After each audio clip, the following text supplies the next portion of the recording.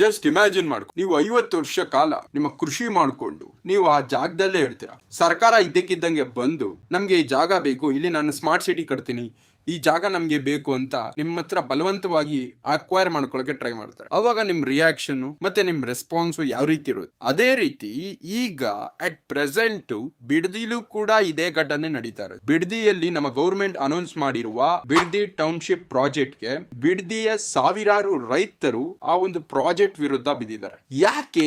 ಗೌರ್ಮೆಂಟ್ಗೆ ಬಿಡದಿನೇ ಬೇಕು, ಬೆಂಗಳೂರು ಎಕ್ಸ್ಪೆನ್ಷನ್ ಮಾಡೋದಕ್ಕೆ, ಅಂದ್ರೆ ಬೆಂಗಳೂರಿನ ಬೃಹತ್ ಬೆಂಗಳೂರು ಮಾಡೋದಕ್ಕೆ. ಅದಕ್ಕೇನೆ ಗೌರ್ಮೆಂಟ್ ಬಿಡದಿನೇ ಯಾಕೆ ಟಾರ್ಗೆಟ್ ಮಾಡ್ತಾ ಇದೆ, ಮತ್ತೆ ಅದರಿಂದ ಲಾಭ ಏನು, ನಷ್ಟ ಏನು, ಪ್ರತಿ ಒಂದು ಈ ವಿಡಿಯೋದಲ್ಲಿ ತಿಳಿಸ್ಕೊಡ್ತೀನಿ. ಬನ್ನಿ ಮತ್ತೆ ತಡ ವಿಡಿಯೋನ ಶುರು ಮಾಡೋಣ. Hi guys, welcome back to our YouTube channel. You watching Tarun Gowda. Bidadi project ಯಾಕೆ ಬೇಕು? ಫಸ್ಟ್, ಬೆಂಗಳೂರಲ್ಲಿ ಈಗ ಮೇಜರ್ ಸಮಸ್ಯೆ ಯಾವ್ದಿದೆ? ಟ್ರಾಫಿಕ್ ಸಮಸ್ಯೆ, ರೆಂಟ್ ಸಮಸ್ಯೆ, ವಾಟರ್ ಪೊಲ್ಯೂಷನ್ ಸಮಸ್ಯೆ, ಆಮೇಲೆ ಇನ್ಫ್ರಾಸ್ಟ್ರಕ್ಚರ್ ಸಮಸ್ಯೆ. ಇಷ್ಟು ಸಮಸ್ಯೆಗಳು ಇದ್ದು ಬೆಂಗಳೂರಲ್ಲಿ ಬದುಕಬೇಕು ಅಂದ್ರೆ ಈಗ ಈ ಸರ್ಕಾರ ಅದ್ ಏನ್ ಮಾಡ್ತಾ ಇದೆ ಗೊತ್ತಿಲ್ಲ. ಇಲ್ಲಿ ಫಸ್ಟ್ ಕ್ಲೀನ್ ಮಾಡೋದ್ಬಿಟ್ಟು, ಇಲ್ಲಿ ಫಸ್ಟ್ ಚೇಂಜಸ್ ಮಾಡೋದ್ಬಿಟ್ಟು, ಇವರು ಏನೋ ಬಿಡದಿ ಪ್ರಾಜೆಕ್ಟ್ ಮಾಡ್ಕೊಂಡು ಅಲ್ಲಿ AICT ಮಾಡ್ತಾರೆ. ಫಸ್ಟ್ ಸಿಟಿ ಮಾಡ್ರಿ, ಆಮೇಲೆ AICT ಮಾಡಿರುತ್ತೆ. ಫಸ್ಟ್ ಸಿಟಿ ಮಾಡಿ, ಆಮೇಲೆ ನೀವು AICT ಮಾಡ್ಕೊಳ್ಳಿ, ಏನಾರ ಮಾಡಿ. ಫಸ್ಟ್ ಸಿಟಿ ಮಾಡಿ.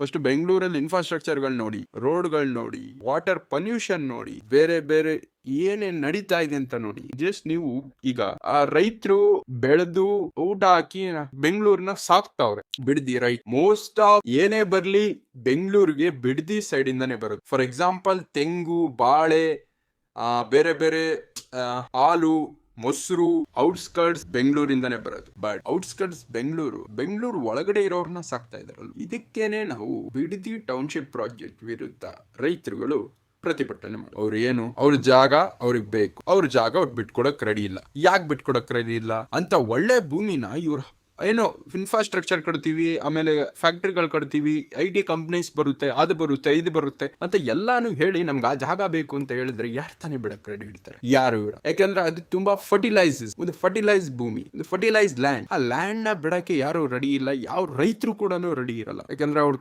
ತಲೆಮಾರಿಂದ ಅಲ್ಲಿ ವ್ಯವಸಾಯ ಮಾಡ್ತಾ ಬರ್ತಾ ಇರ್ತಾರೆ. ಅವ್ರಿಗೆ ವ್ಯವಸಾಯ ಬಿಟ್ಟು ಬೇರೆ ಏನು ಗೊತ್ತಿರಲ್ಲ ಅಂತಲ್ಲ, ಗೊತ್ತಿರುತ್ತೆ, ಬಟ್ ಅವ್ರು ಅದನ್ನ ನಂಬ್ಕೊಂಡಿರ್ತಾರೆ, ಅದನ್ನ ದೇವ್ರ ರೀತಿ ಟ್ರೀಟ್ ಮಾಡ್ತಾ ಇರ್ತಾರೆ. ಅದೇ ರೀತಿ ಈ ಬಿಡದಿ ಟೌನ್ಶಿಪ್ ಪ್ರಾಜೆಕ್ಟ್ಗೆ ಗೌರ್ಮೆಂಟ್ ತುಂಬಾ ಫೋರ್ಸ್ಫುಲ್ ಆಗಿ ಅಕ್ವೈರ್ ಮಾಡ್ಕೊಳಕ್ಕೆ ಟ್ರೈ ಮಾಡ್ತಾರೆ. ಫಾರ್ ಎಕ್ಸಾಂಪಲ್, ಈಗ ನಾನು ಒಂದು ವಿಡಿಯೋ ಪ್ಲೇ ಮಾಡ್ತೀನಿ.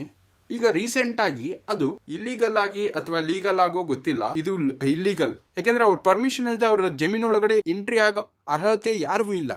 ಜಸ್ಟ್ ಪರ್ಮಿಷನ್ ತಗೋಬೇಕು. ಇವ್ರು ಖುದ್ದಾಗಿ ಒಳ್ಳೆ ಸೀಕ್ರೆಟ್ ಆಗಿ ಬಂದ್ಬಿಟ್ಟು ಅವರ ಜಮೀನ ಅಳತೆ ಮಾಡೋದಕ್ಕೆ ಬಂದರೆ ಸಿಗಾಕೊಂಡು ನಾಯಿ ಹೊಡ್ಸ್ಕೊಂಡು ಈಗ ನೋಡ್ಬೋದು. ನೀವು ವಿಡಿಯೋ ಪ್ಲೇ ಮಾಡ್ತೀನಿ.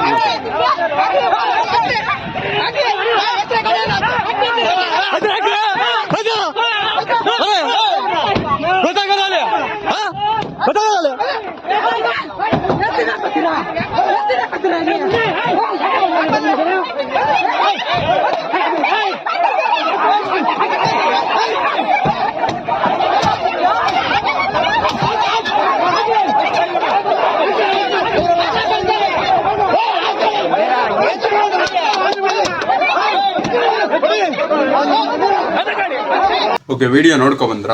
ಈಗ ಇದಕ್ಕೆ ಸರ್ಕಾರ ಎಷ್ಟು ಇನ್ವೆಸ್ಟ್ಮೆಂಟ್ ಮಾಡ್ತಾ ಇದೆ? 18,000 ಕೋಟಿ, 18,000 crores.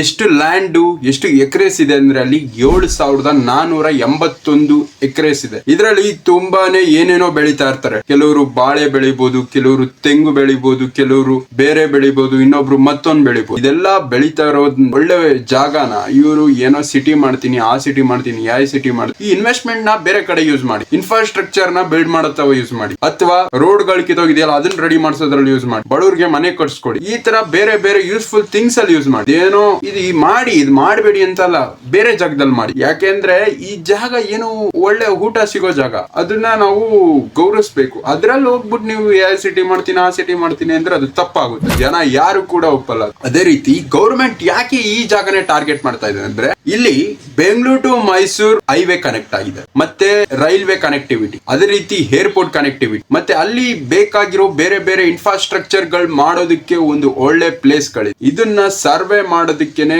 ಹೋಗಿ ತಗಳಾಕೊಂಡು ನಾಯಿ ಹೊಡ್ಸ್ಕೊಂಡವ್ರೆ. ಇದನ್ನ ಗೌರ್ಮೆಂಟ್ ಸ್ವಲ್ಪ ಸೀರಿಯಸ್ ಆಗಿ ತಗೋಬೇಕು ಅಂತ ಕೇಳ್ಕೊತೀವಿ. ಯಾಕೆಂದ್ರೆ ಜನ ಇಷ್ಟೊಂದು ಏನು ಪ್ರತಿಭಟನೆ ಮಾಡ್ತಾ ಇದ್ರಲ್ಲ, ಜನಕ್ಕೆ ಒಳ್ಳೇದ್ ಮಾಡ್ಬೇಕು.